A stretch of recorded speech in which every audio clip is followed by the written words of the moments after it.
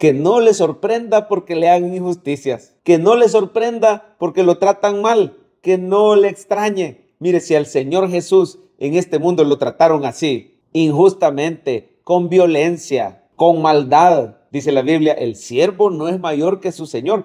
Podríamos decir que hasta cierto punto es normal que el mundo trate así al cristiano, con injusticia. Muchas veces nosotros queriendo amar al mundo, queriendo que tengan salvación en su alma, queriéndoles llevar a Cristo Jesús. Muchas veces queriéndoles hacer un bien, queriendo servirles, vamos a ser tratados mal. Nos van a tratar injustamente, nos van a perseguir, nos van a calumniar, nos van a hacer daño. Pero mire, que no le sorprenda, hasta cierto punto es normal.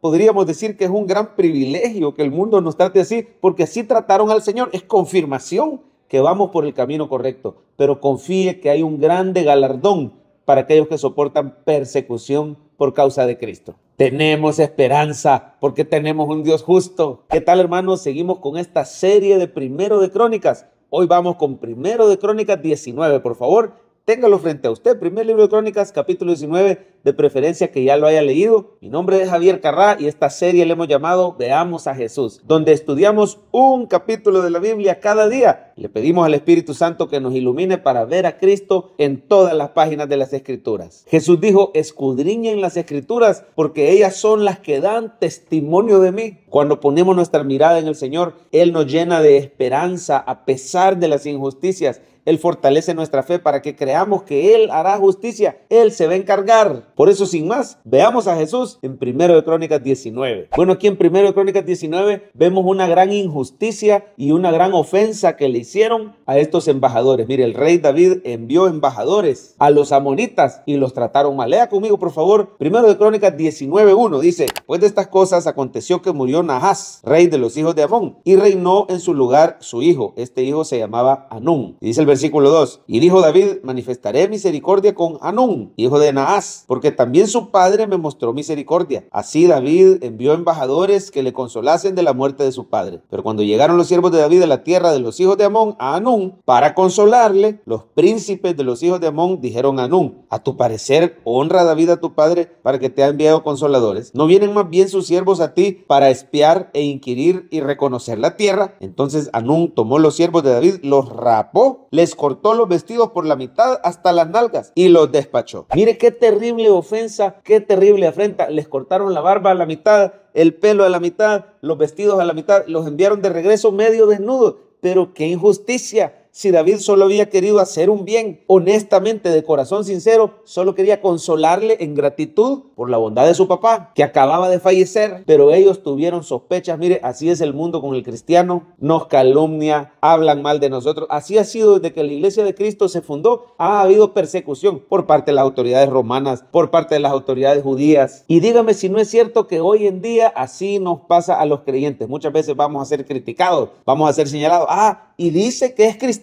Los ojos van a estar puestos sobre nosotros para juzgar, para criticar. Muchas veces el cristiano va a pasar por injusticia y maldad. Pero mire cómo aplicamos esta palabra. Número 1, tenga paciencia y confíe en el Señor. En el cielo hay un rey justo que todo lo ve. Y esa injusticia que le han hecho a usted, no se la han hecho a usted, se la han hecho al Señor. Cuando padecemos injustamente por la causa de Cristo, es como que se lo hicieran al Señor. Mire cómo tuvieron que tener paciencia estos embajadores. Versículo 5. Se fueron luego y cuando llegó David la noticia sobre aquellos varones, él envió a recibirlos porque estaban muy afrentados. El rey mandó que les dijeran, oiga eso, estáos en Jericó hasta que os crezca la barba y entonces volveréis. Les fue necesario esperar. Les fue necesario un periodo de paciencia donde estaban con la amargura, con la tristeza, con el dolor de lo que les habían hecho. Pero poco a poco se fueron recuperando. Mire, la barba le volvió a crecer, el cabello le volvió a crecer, la tristeza y el dolor poco a poco fue pasando. Usted y yo tenemos al Espíritu Santo, que es el consolador, que no solo nos consuela, quiere decir el que nos aconseja sabiamente. Tenemos la palabra de Dios. Por eso este día, si te han hecho injusticia, tenga paciencia, te dice el Señor. Confíe en Él porque Él hará justicia. Es como que se lo hayan hecho a Él. De hecho, hermano, el Padre envió a su Hijo Jesucristo como un embajador de paz y le hicieron cosas peores que a estos embajadores.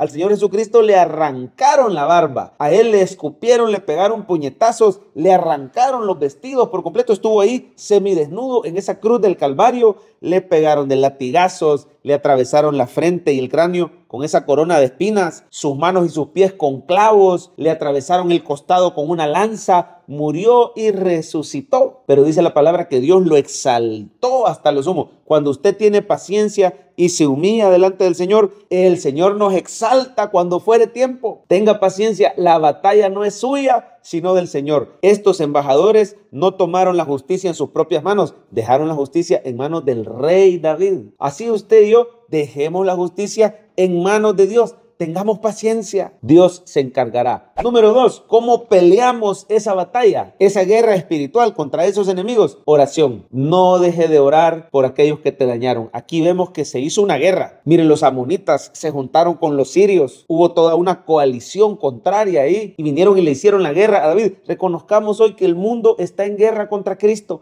El mundo está en guerra contra la iglesia. Pero las armas de nuestra milicia no son carnales, sino poderosas en Dios para destrucción de fortalezas. No deje de orar por aquellos que te dañaron. No deje de orar por los inconversos. No deje de orar por el avance de la iglesia. Dice la palabra, sobre esta roca edificaré mi iglesia y las puertas del Hades no prevalecerán contra ella. Como hijos de Dios, como miembros de su iglesia, vamos a salir victoriosos, pero no dejemos de orar. Así se pelean las batallas. En el Nuevo Testamento se pelean de rodillas ante el Señor. Mire cómo el Señor les dio la victoria en esta guerra. Versículo 13, Primera de Crónicas 19:13. Esfuérzate y esforcémonos por nuestro pueblo y por las ciudades de nuestro Dios, y haga Jehová lo que bien le parezca. Entonces se acercó Joab y el pueblo que tenía consigo para pelear contra los sirios, mas ellos huyeron delante de él. Ahí podemos ver cómo el Señor dio una gran victoria. Hicieron una gran matanza. Mire, ¿a qué equivale esto en el Nuevo Testamento? Sigamos orando, sigamos peleando la buena batalla de la fe y el Señor va a ganar para Cristo a miles de almas. ¿Qué sabemos si aquellos que nos han hecho injusticia después se van a terminar convirtiendo al Señor? Aquí vemos más adelante, usted lo puede leer en casa, se vuelve a dar una segunda batalla y vuelve a tener victoria el pueblo de Dios. Hoy quiero decirte que esas injusticias son temporales. Al final, Cristo gana. Lo puede decir conmigo, al final,